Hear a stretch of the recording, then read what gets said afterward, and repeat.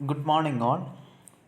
ഇന്ന് നമ്മൾ ഡിസ്കസ് ചെയ്യുന്നത് ടണലിംഗ് മെത്തേഡ്സ് ആണ്. കഴിഞ്ഞ ക്ലാസ്സിൽ നമ്മൾ ഡിഫറെൻറ്റ് ക്ലാസിഫിക്കേഷൻസ് ഓഫ് ടണൽസിനെ കുറിച്ച് നമ്മൾ ഡിസ്കസ് ചെയ്തിട്ടുണ്ടായിരുന്നു. അപ്പോൾ ഇന്നത്തെ ക്ലാസ്സിൽ നമ്മൾ എങ്ങനെ ഒരു ടണൽ നിർമ്മിക്കാം, അതിൻ്റെ ഡിഫറെൻറ്റ് മെത്തേഡ്സ് എന്തൊക്കെയാണ്, അതാണ് നമ്മൾ എന്ത് ചെയ്യുന്നത് ഇന്ന് ഡിസ്കസ് ചെയ്യാൻ പോകുന്നത്. First method open cut method. അപ്പോൾ ഓപ്പൺ കട്ട് മെത്തേഡ് എവിടെ ഉപയോഗിക്കുന്നത് ചോദിച്ചാൽ it is in soft soil. അപ്പോൾ സോഫ്റ്റ് സോയിലിൽ ഉപയോഗിക്കുന്ന ഒരു ടണലിംഗ് മെത്തേഡിൻ്റെ പേരാണെന്ത്? Open cut method. അപ്പോൾ ഓപ്പൺ കട്ട് മെത്തേഡ് എന്ന് പറഞ്ഞാൽ often refers to excavation with battered sides. Battered എന്ന് പറഞ്ഞാൽ ഒരു സ്ലോപ്പുള്ള സൈഡ്സ്. അപ്പോൾ ഒരു ബാറ്റേഡ് സൈഡ്സ് ഉള്ള എക്സ്കവേഷൻ നടത്തുന്നുണ്ട്, such that no lateral support is required in its simple form. A trench is excavate. അപ്പോൾ ഒരു ബാറ്റേഡ് സൈഡിലുള്ള ഒരു ട്രെഞ്ച് എക്സ്കവേറ്റ് ചെയ്യുന്നുണ്ട്. The tunnel structure is build, the trench is back filled and the surface is restored. അപ്പോൾ ഈ ഒരു trench കുഴിച്ചിട്ട് എന്ത് ചെയ്യുന്നത്, നമ്മൾ പ്രീകാസ്റ്റ് ആയിട്ടുള്ള ടണൽ യൂണിറ്റ്സ് എന്ത് ചെയ്യും, അവിടെ നമ്മൾ ഇൻസ്റ്റാൾ ചെയ്യും. എന്നിട്ട് ഈ ട്രെഞ്ച് എന്ത് ചെയ്യും, ഫില്ല് ചെയ്യും. Precast tunnel units can also be employed to speed up to the construction process. The major problem of this method is the precision of land, so that it is not too suitable in urban areas. Urban areas ഒന്നും suitable അല്ല. കാരണം എന്ന് പറഞ്ഞാൽ നമുക്ക് ഈ trench കുഴിക്കാൻ കുറേ area ആവശ്യം വരും. അപ്പോൾ കുറേ ഡിസ്റ്റർബൻസ് ഉണ്ടാവാൻ സാധ്യതയുണ്ട്. It is only suitable for shallow tunnels only. ചെറിയ ടണൽസിന് മാത്രമേ എന്ത് ചെയ്യുള്ളൂ, ചെറിയ ഡെപ്തുള്ള ടണൽസിനെ നമ്മൾ ഈ ഒരു ടൈപ്പ് മെത്തേഡ്സ് ഉപയോഗിക്കാറുള്ളതും. Because with increased depth direct cost of trench excavation and back fill increases rapidly. കാരണം ഷാലോ ഡെപ്തിൽ ഉപയോഗിക്കാനുള്ള കാരണം എന്ന് പറഞ്ഞാൽ ഡെപ്ത് കൂടുന്നതോറും നമുക്ക് എന്ത് ചെയ്യും, കോസ്റ്റ് കൂടും. അതുപോലെ തന്നെ ട്രെഞ്ച് കുഴിക്കാനുള്ള ഡിഫിക്കൽട്ടി എന്ത് ചെയ്യും, കൂടും. അപ്പോൾ അതുകൊണ്ടാണ് എന്ത് ചെയ്യുന്നത്, ഷാലോ ഡെപ്തിൽ ചെയ്യുന്നത്. അപ്പോൾ open cut method it is used in soft soil. അപ്പോൾ ഇതാണ് ചിത്രം. നമ്മൾ ആദ്യം എന്ത് ചെയ്യും, ട്രെഞ്ച് കുഴിക്കും. അത് ബാറ്റർ സൈഡിലുള്ള ട്രെഞ്ചാണ്. എന്നിട്ട് അതിലെന്ത് ചെയ്യും, നമ്മൾ ടണൽ സെക്ഷൻ ഇൻസ്റ്റാൾ ചെയ്യും. എന്നിട്ട് ഇതിനെ ഫില്ല് ചെയ്യാം. ഇതാണെന്ത് ഓപ്പൺ ടണലിംഗ് മെത്തേഡിൽ ചെയ്യുന്നത്. ഇനി cut and cover method, soft സോയിലിൽ ഉപയോഗിക്കുന്ന വേറൊരു മെത്തേഡാണ് കട്ട് ആൻഡ് കവർ മെത്തേഡ് എന്ന് പറയുന്നത്. The construction process of cut and cover method is very similar to that of open cut method, except that the excavation sites are vertical and temporary support are provided. അപ്പോൾ cut and cover മെത്തേഡിൽ same process തന്നെ നടക്കുന്നത്. പക്ഷേ ഈ trench കുഴിക്കുന്ന എന്താണ്, അതിൻ്റെ sides battered അല്ല, ഇറ്റ് ഈസ് വേർട്ടിക്കലാണ്. അപ്പോൾ വേർട്ടിക്കൽ ആയതുകൊണ്ട് നമ്മൾ എന്ത് ചെയ്യണം, സൈഡ്സിന് നമ്മൾ ടെമ്പററി ആയിട്ടുള്ള സപ്പോർട്ട് കൊടുക്കണം. The main problem associated with cut and cover methods are the stability of the soil, soft ground, impact on the existing underground services and utilities and traffic distribution in urban areas. Problems ആണ് ഇവിടെ പറഞ്ഞിട്ടുള്ളത്.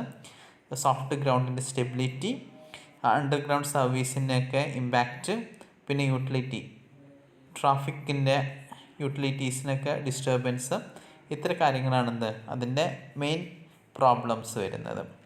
The temporary steel decks may be used to maintain the traffic while the construction work proceed underneath.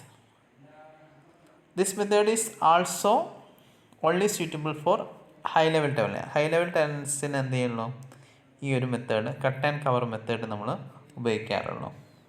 ഇപ്പോൾ cut and cover method എന്ന് പറഞ്ഞാൽ just ഇത്രയേ ഉള്ളൂ. നമ്മൾ ഒരു വേർട്ടിക്കലായിട്ടുള്ള ട്രെഞ്ച് കുഴിക്കുക, വേർട്ടിക്കലായിട്ട് സൈഡ്സിലുള്ള ട്രെഞ്ച് കുഴിച്ചിട്ട് എന്ത് ചെയ്യും, നമ്മളെന്ത് ചെയ്യും, ടണൽ സെക്ഷൻ ഇൻസ്റ്റാൾ ചെയ്യുക. ടണൽ സെക്ഷൻ ഇൻസ്റ്റാൾ ചെയ്തിട്ട് അതിൻ്റെ മേലെ എന്ത് ചെയ്യും, നമ്മൾ കവർ ചെയ്യും. എന്നിട്ട് സാധാരണത്തെ റോഡുകളൊക്കെ എന്ത് ചെയ്യാൻ പറ്റും, അതിൻ്റെ മുകളിലൂടെ പോകാൻ പറ്റും.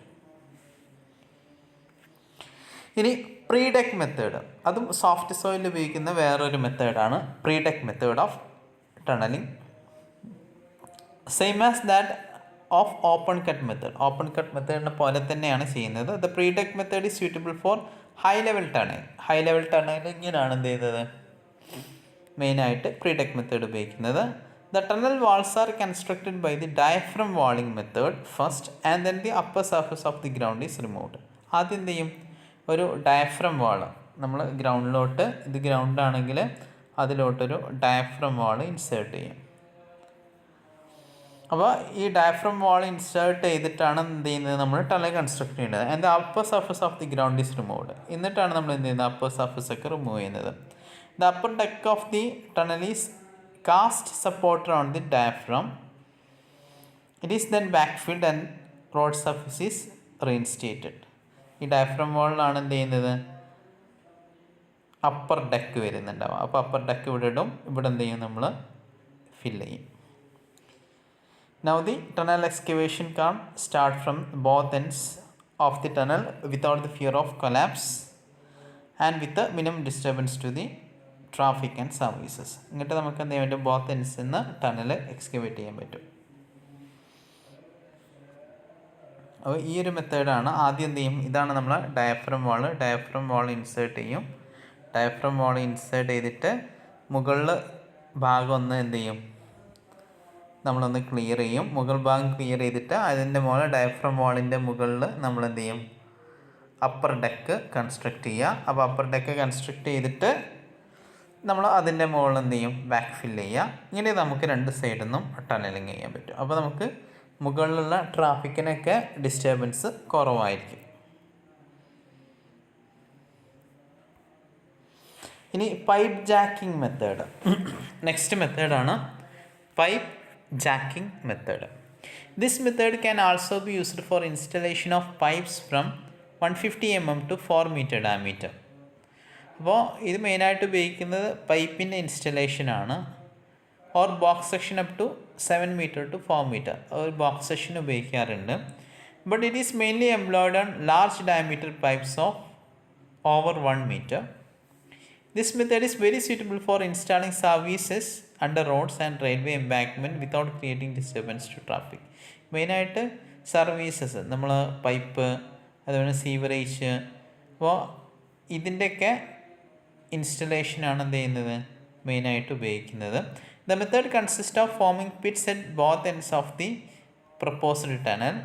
A thrust wall is constructed to provide jacking reaction. Pipe segments are jacked into the soil. അപ്പോൾ ഇങ്ങനെയാണ്. ആദ്യം എന്ത് ചെയ്യും, നമ്മളൊരു പിറ്റ് ഉണ്ടാക്കും. ഒരു പിറ്റ് എന്തുണ്ടാക്കുന്നുണ്ട്, ഇങ്ങോട്ട് ഒരു ജാക്ക് സെക്ഷൻ ഉപയോഗിച്ചിട്ട് എന്ത് ചെയ്യും, പൈപ്പിനെ നമ്മൾ സോയിലോട്ട് ത്രസ്റ്റ് ചെയ്തിട്ടാണ് എന്ത് ചെയ്യുന്നത്, നമ്മൾ ടണൽ ഉണ്ടാക്കുന്നത്. ഇവിടെയാണ് ത്രസ്റ്റ് ഫ്രെയിം വരുന്നത്. അപ്പോൾ ജസ്റ്റ് ഈ ത്രസ്റ്റ് ഫ്രെയിം ഉപയോഗിച്ചിട്ട് പൈപ്പിന് എന്ത് ചെയ്യും, ത്രസ്റ്റ് ചെയ്തിട്ടാണ് നമ്മൾ ടണൽ ഉണ്ടാക്കുന്നത്. ഇനി next shield tunneling method. Soft സോയിലുള്ള വേറൊരു മെത്തേഡാണ് shield tunneling method. This method involves the use of shield machine to drive the tunnels below the ground. Shield machine ഉപയോഗിച്ചിട്ടാണ് എന്ത് ചെയ്യുന്നത്, ഈ മെത്തേഡിൽ നമ്മൾ ചെയ്യുന്നത്. After completion of a work shaft, the shield machine is lowered into the shaft and assembled before excavation. ആദ്യം എന്ത് ചെയ്യും, ഒരു ഷാഫ്റ്റ്, വെർട്ടിക്കൽ ഷാഫ്റ്റ് ഉണ്ടാക്കും, ഒരു കുഴി.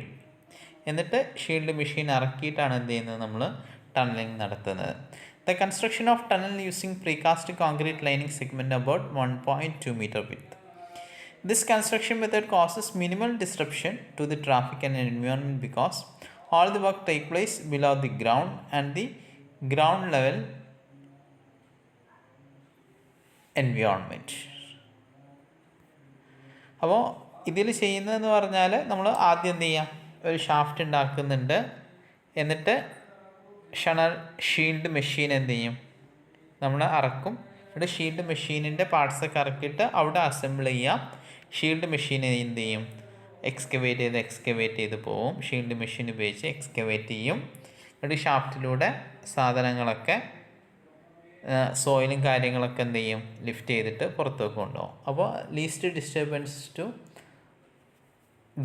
ഗ്രൗണ്ട് സർവീസസിന് എന്താണ്, ഇറ്റ് ഈസ് ലീസ്റ്റ് ഡിസ്റ്റർബൻസ് ആണ്. ഇതാണ് അതിൻ്റെ ഒരു ചിത്രം കാണിക്കുന്നത്. ഇനി use of air compressed air in tunneling.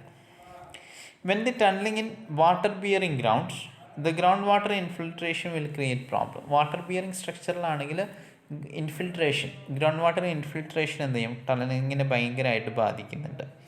The ground water can be excluded by the introduction of compressed air. Compressed air കൊടുത്താൽ നമുക്ക് എന്ത് ചെയ്യാൻ പറ്റും, ഗ്രൗണ്ട് വാട്ടറിനെ എക്സ്ക്ലൂഡ് ചെയ്യാൻ പറ്റും. This method is especially suitable for excluding water from fine silt or soft clays. Compressed air also provide a counterbalancing force against inward pressure, thus reducing risk of collapsing of tunnel. ഈ compressed force എന്ത് ചെയ്യും, ഒരു counter balancing, അതിൻ്റെ stability കൂടി increase ചെയ്യുന്നുണ്ട്. നമ്മൾ വാട്ടറിൻ്റെ exclusion മാത്രമല്ല, ഒരു സ്റ്റെബിലിറ്റി കൂടി എന്ത് ചെയ്യും, ടണലിന് കൊടുക്കുന്നുണ്ട്. The great deal of air may leak through the tunnel and wall faces. To prevent the excessive loss of pressure causing caulking should be done. One method is to cover the tunnel face with the polythene sheet when the excavation is not carrying out.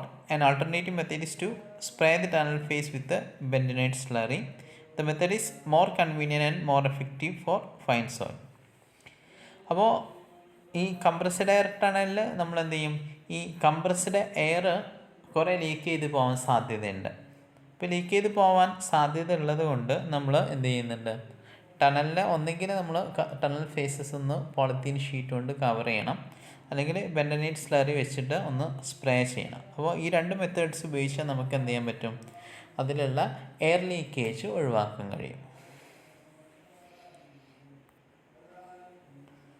The appropriate working pressure is about 200 kN/m², that is 2 bar, but sometimes as high as 3.4 bar is used. When working compressed air environment, air will dissolve into our blood. A bubble may form the block our blood stream if decompression procedure is not strictly followed before leaving the compressed air environment after work. അപ്പോൾ ഒരു പ്രശ്നം എന്ന് പറഞ്ഞാൽ, നമ്മൾ ഡികംപ്രസ് ചെയ്തില്ലെങ്കിൽ, ആ compressed air എൻവയോൺമെൻറ്റിൽ നിന്ന് നമ്മൾ ഡികംപ്രസ് ചെയ്യാതെ പുറത്തേക്ക് ഇറങ്ങിയാൽ നമ്മൾ എയറിലോട്ട് എന്ത് ചെയ്യും, കംപ്രസ്ഡ് എയർ വന്നിട്ട് എന്ത് ചെയ്യും, it may cause block to our blood stream. Blood സ്ട്രീമിന് ബ്ലോക്ക് വരാൻ സാധ്യതയുണ്ട്. അപ്പോൾ അത് എന്താണ്, ഒരു പ്രശ്നമാണ്.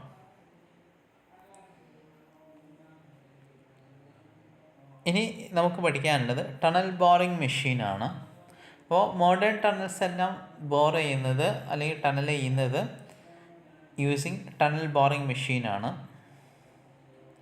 That is, to avoid the need of miners working in compressed air and to eliminate the risk of collapse of tunnel face, tunnel boring machines are developed for such purpose. By definition, all machines used for boring tunnels are tunnel boring machines. Definition വഴി tunnel bore ചെയ്യുന്ന എല്ലാ മെഷീൻസിനും നമുക്ക് എന്ത് ചെയ്യാൻ പറ്റും, tunnel boring machines എന്ന് പറയാൻ പറ്റും. However, tunnel boring machine often refers to large diameter cylindrical shield equipped with a rotating cutter head at the front and mucking device and frequently an automatic segment erector. അപ്പോൾ tunnel boring machine എന്ന് പറഞ്ഞാൽ large ഡയമീറ്ററുള്ള ഒരു cylindrical shield, അതിലെന്തുണ്ട്, rotating cutter ഉണ്ട്. ഈ rotating cutter വെച്ചിട്ടാണ് എന്ത് ചെയ്യുന്നത്, നമ്മൾ റോക്കിനൊക്കെ കട്ട് ചെയ്ത് ടണൽ ഉണ്ടാക്കുന്നത്. അപ്പോൾ ഫ്രണ്ടിൽ റൊട്ടേറ്റിംഗ് കട്ടർ ഉണ്ട്, മക്കിംഗ് ഡിവൈസസ് ഉണ്ട്, അതിനൊക്കെ നമ്മൾ സ്ലറിനൊക്കെ ഒഴിവാക്കുന്ന മക്കിംഗ് ഡിവൈസസ് ഉണ്ട്, and frequently and automatic segment erector. അപ്പോൾ ഇത്ര കാര്യങ്ങൾ കൂടി ചേർന്നാണ് എന്താ ഒരു ടണൽ ബോറിംഗ് മെഷീൻ എന്ന് പറയുന്നത്. അപ്പോൾ ഇതാണ് ഒരു ടണൽ ബോറിംഗ് മെഷീൻ. ഇത് നമ്മൾ എന്ത് ചെയ്യാണ്, ഡിഫറെൻറ്റ് പാർട്സ് ഉണ്ടാവും. ആ പാർട്സിനൊക്കെ നമ്മൾ അസംബിൾ ചെയ്തിട്ട്, ഒറ്റ മെഷീൻ ഒറ്റയായിട്ടില്ല, ഡിഫറെൻറ്റ് പാർട്സ് ഉണ്ടാവും, അതിനൊക്കെ അസംബിൾ ചെയ്തിട്ട് ഒരു ഒറ്റ മെഷീനാക്കിയിട്ട് എന്ത് ചെയ്യും, ടണൽ ചെയ്യും. ഒരു ഹ്യൂജ് മെഷീനാണ്. വലിയ വലിയ ടണൽസൊക്കെ ചെയ്യുന്നത് ടണൽ ബോറിംഗ് മെഷീൻസ് വെച്ചിട്ടാണ്. അപ്പോൾ നമുക്ക് വളരെ നല്ല രീതിയിൽ ഹൈ ക്വാളിറ്റിയിൽ എന്ത് ചെയ്യാൻ പറ്റും, ടണൽസ് എക്സ്കവേറ്റ് ചെയ്യാൻ പറ്റും. അപ്പോൾ ടണൽ ബോറിംഗ് മെഷീൻ്റെ വേറൊരു കാര്യം എന്ന് പറഞ്ഞാൽ, നമ്മൾ ടണൽ ചെയ്യുമ്പോൾ ആ സമയത്ത് തന്നെ എന്ത് ചെയ്യാൻ പറ്റും, ടണൽ ലൈനിങ്ങും ചെയ്യാൻ പറ്റും. അതൊക്കെയാണ് എന്ത് ടണൽ ബോറിങ്ങിൻ്റെ മെയിൻ അഡ്വാൻറ്റേജസ് ആയിട്ട് വരുന്നത്. അപ്പോൾ ഇതിനെക്കുറിച്ചൊക്കെ നമുക്ക് എന്ത് ചെയ്യാം, വിശദമായിട്ട് ഇനി അടുത്ത ക്ലാസ്സുകളിൽ ഡിസ്കസ് ചെയ്യാം. അപ്പോൾ നമ്മൾ ഇന്ന് ഡിസ്കസ് ചെയ്തത് സോഫ്റ്റ് സോയിലിൽ എങ്ങനെയൊക്കെ ടണലിങ് ചെയ്യാം എന്നാണ്. അപ്പോൾ ആ മെത്തേഡ്സൊക്കെ സാധാരണ ചോദിക്കാറുണ്ട് എക്സാമിന്. അപ്പോൾ നിങ്ങൾ എന്ത് ചെയ്യാം, ഈ മെത്തേഡ്സൊക്കെ ഒന്ന് മനസ്സിലാക്കി വെക്കുക. അതുപോലെ തന്നെ ഇതിൻ്റെ ഫിഗേഴ്സും നിങ്ങൾ മനസ്സിലാക്കി വെക്കുക. അപ്പോൾ നമ്മൾ ഇന്ന് ഇത്രേ ഡിസ്കസ് ചെയ്യുന്നുള്ളൂ. ബാക്കി മെത്തേഡ്സ് നമുക്ക് അടുത്ത ക്ലാസ്സുകളിലായിട്ട് ഡിസ്കസ് ചെയ്യാം. അപ്പോൾ thank you. Have A nice day.